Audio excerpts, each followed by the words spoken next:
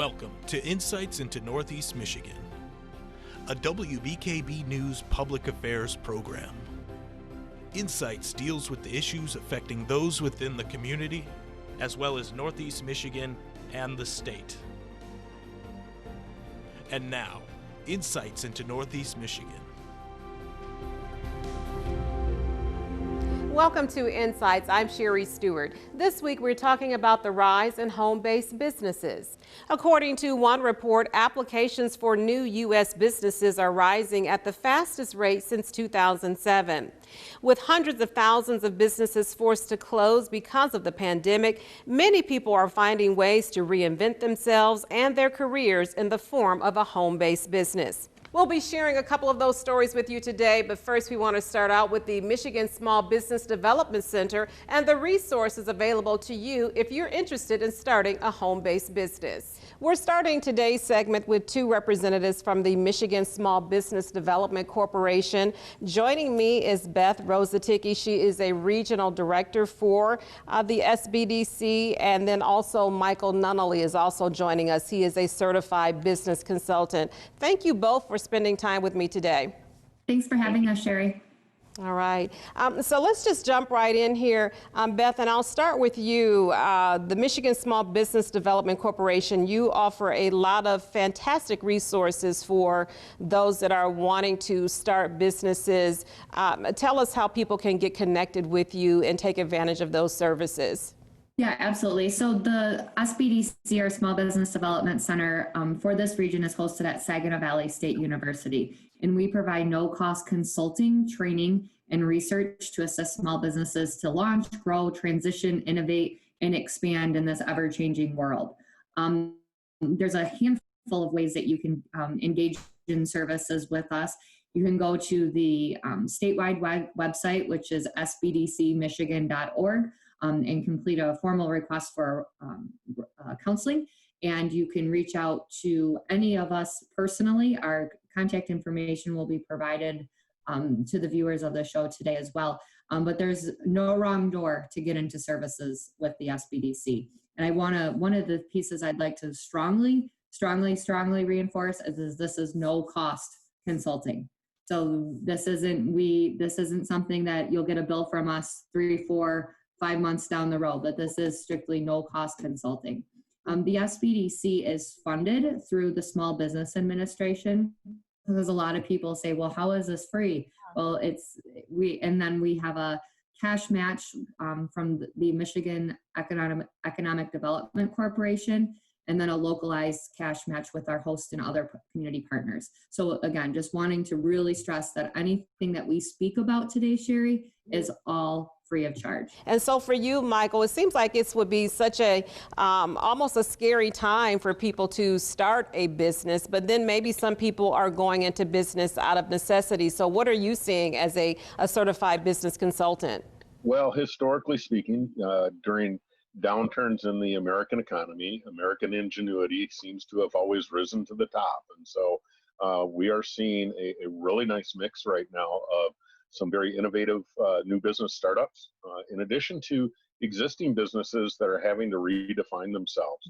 And so, that's an exciting part of our job, is we get to hear about those, those strategies, if you will, at the ground floor. And our job is to kind of help facilitate those folks through that process, whether they've been in business for, 4 days or 40 years.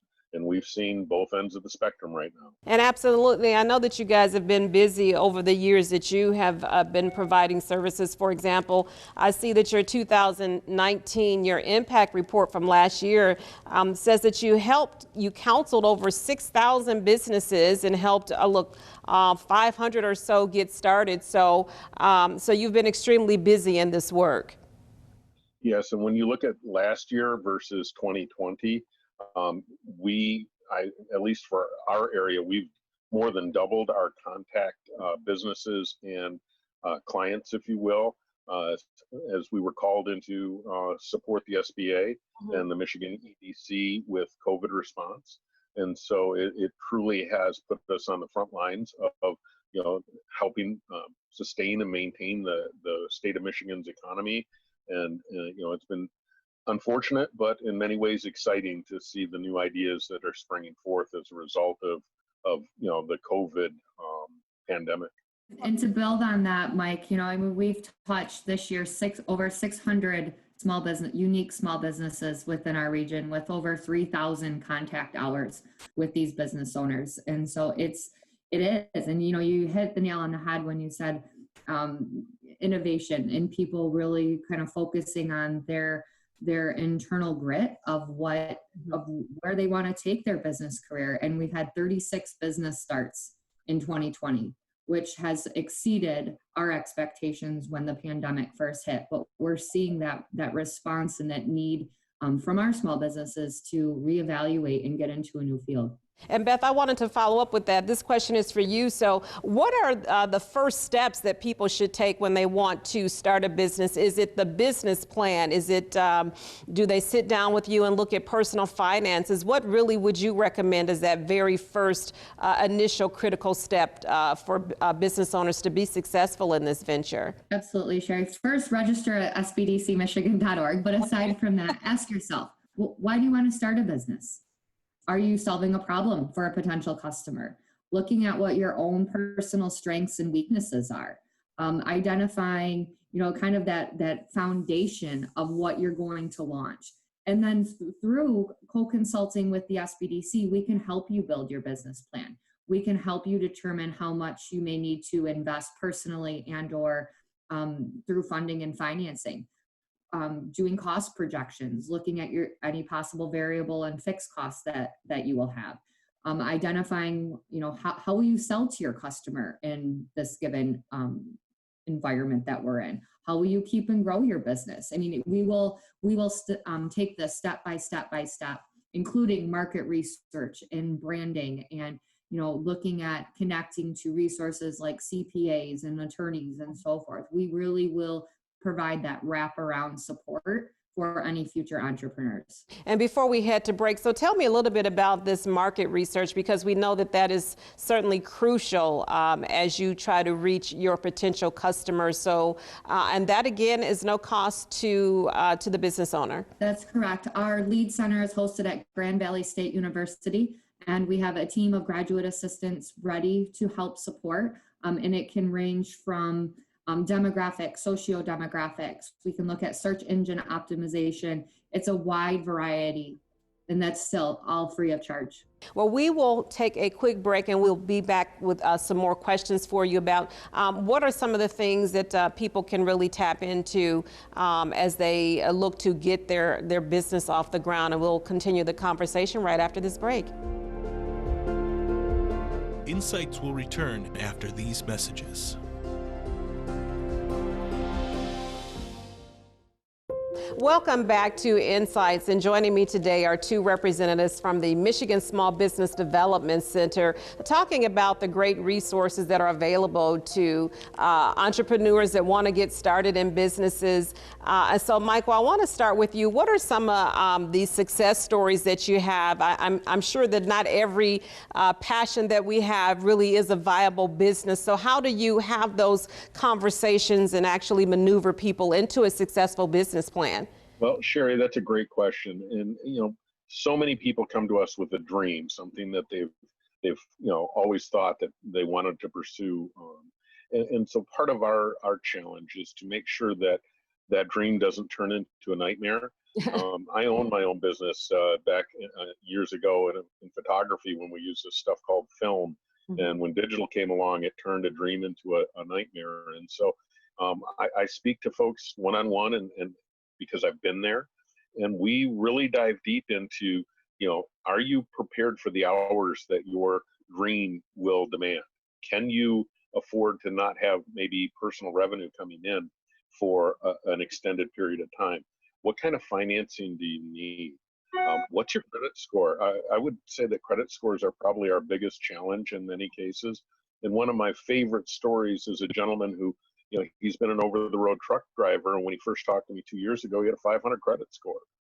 You're not getting a loan from anybody with a 500 credit score. Mm-hmm. It took him 2 years to rebuild his credit with, assistance from myself and him making some very tough decisions. And 2 years later, he bought his $160,000 truck. He is now a sole proprietor business owner who sends me pictures of his new baby all the time and couldn't be more excited. But he will tell you it was the hardest thing he's ever had to do. And part of our responsibility is to just, I call it the good, the bad, and the ugly. Our job is not to tell people what decisions to make. Sure, it's to explain, here's obstacles here, here's opportunities there, here are the challenges that as the CEO, right, you now are the owner, so you have to make those decisions. It's not something that the boss is going to get to make because that's what you've dreamed of being. And that's a big change for many people who are starting their own business. And quite frankly, some of them decide the best business decision for them is to go back to work for somebody else. And that's okay, because at least they started down that path and they realized it wasn't for them. But most cases, we get them to that starting their own business and living that dream. That's such an inspirational story. What about, does everyone that comes to you, I would imagine some folks just want, hey, I just want some extra income, so I still want to, I don't mind working the 9 to 5, but hey, I have this extra time on the weekend and I may want to sell candles. I've seen a lot of these pop-up shops doing that. So do you have clients coming to you that are in that silo? Yeah, in fact, Beth, you might want to share the story of our youngest client and kind of how she got started. Yeah, so it ranges, Sherry.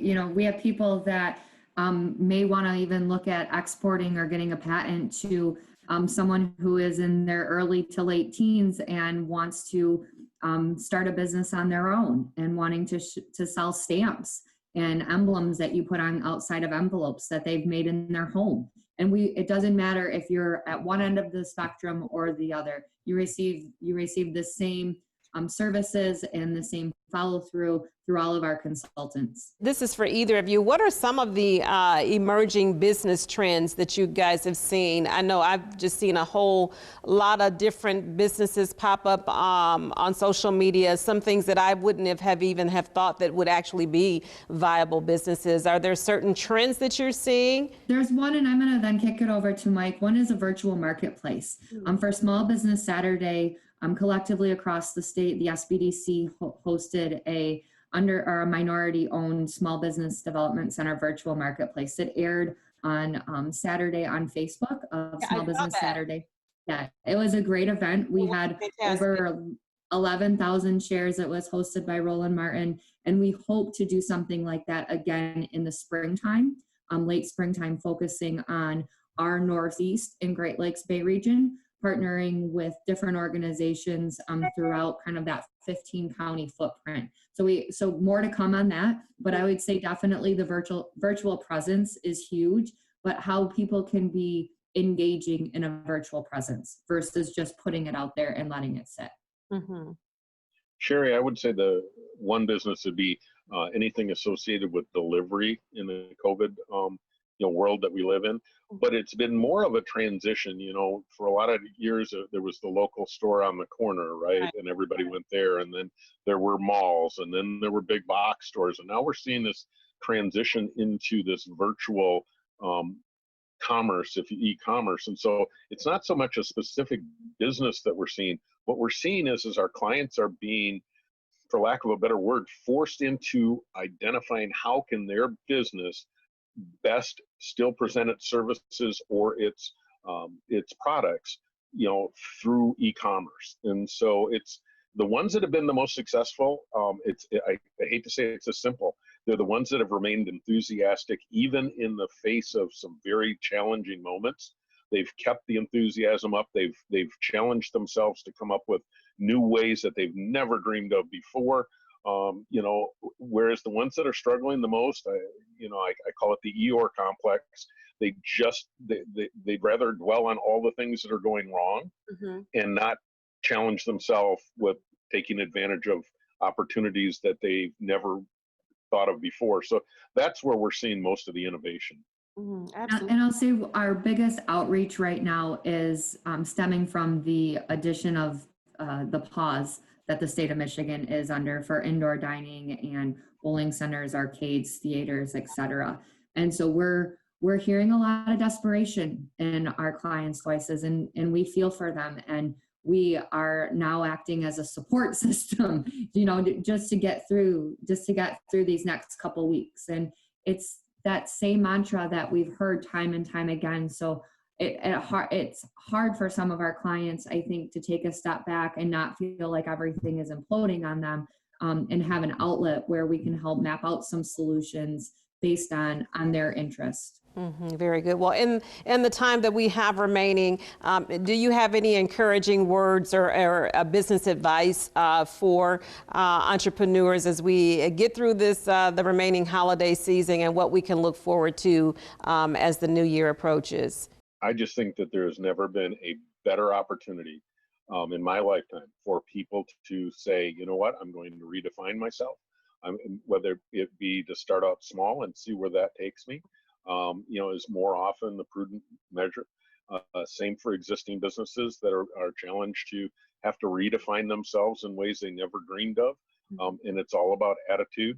And I guess my final advice to existing businesses primarily, you got to know your numbers. You got to know them by day by day. In some cases, Beth will attest to hour by hour, where Beth is hearing information for us that we're able to convey in the morning, and in the afternoon we have new information. So you never before have you had to sharpen your focus or your pencil more in business, but the returns on that investment are a lifetime's worth. And I'll just build on that. Remember, every business owner that's listening to this, you do have strengths, and don't let this diminish your strengths. We can find a way to amplify them. And so I think keeping that hope that we will get through this. It's hard, but we will. Well, that's a good note to end on. I really do appreciate that. Beth Rosaticki and Michael Nunnally with the Michigan Small Business Development Center, thank you for sharing these great nuggets with us today. We really appreciate you spending the time. Thanks. Thank you, Sherry. Have a great day. Thanks, Sherry. Insights will return after these messages.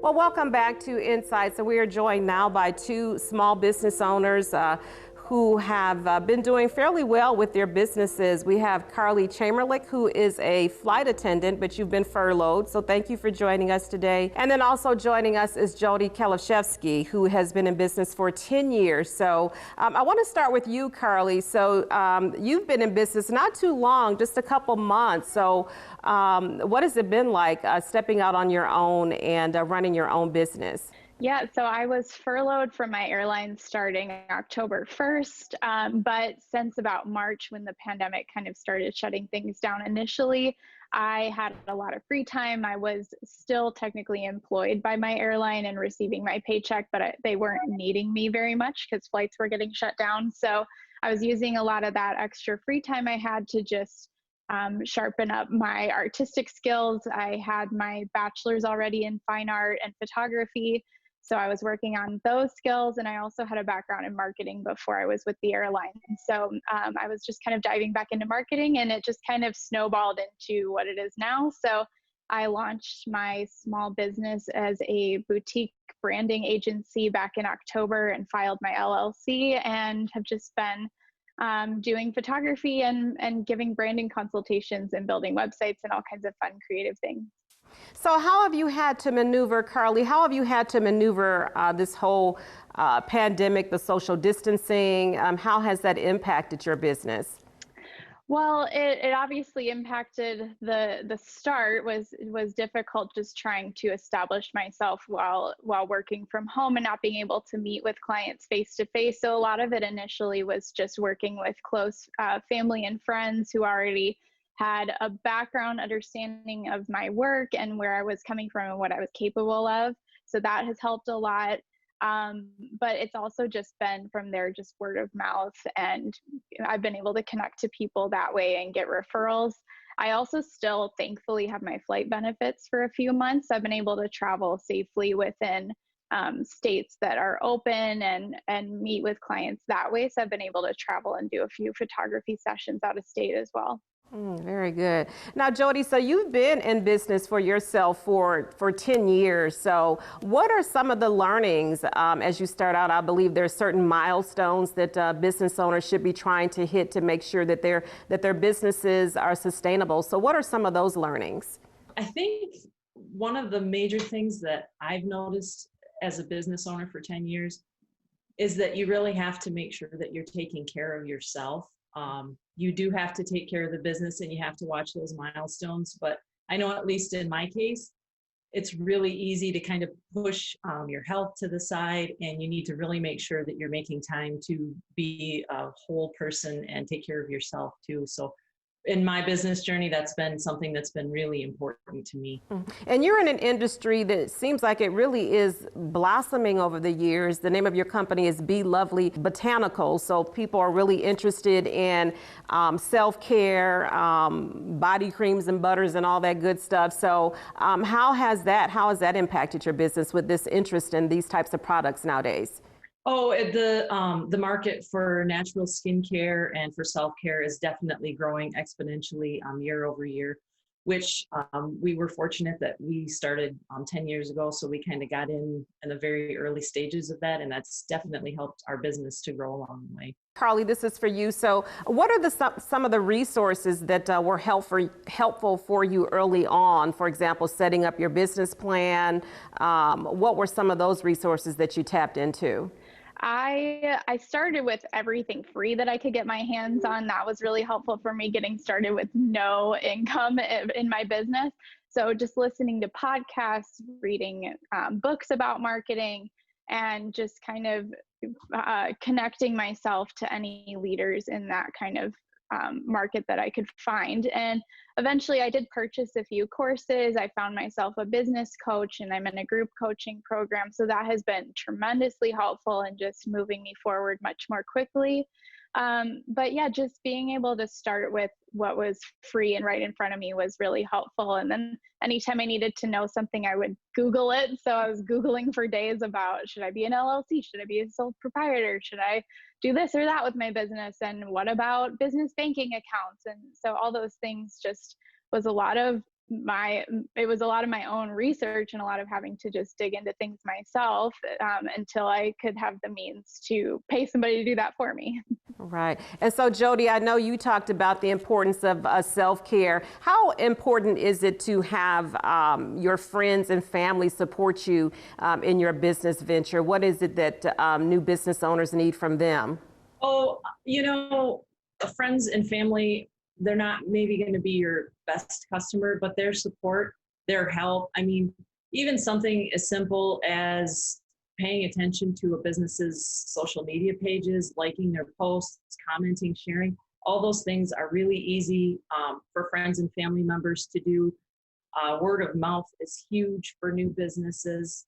And also kind of what I mentioned before, the emotional support and the encouragement, because starting a new business is exciting, but it's also very mentally and emotionally taxing at times. So to have that family and friends network of support is important for the long haul. Wow. And before I let you go, Jody, and I'll ask you this as well, Carly, but what are the top 3 things that you think business owners really need to consider before they venture out?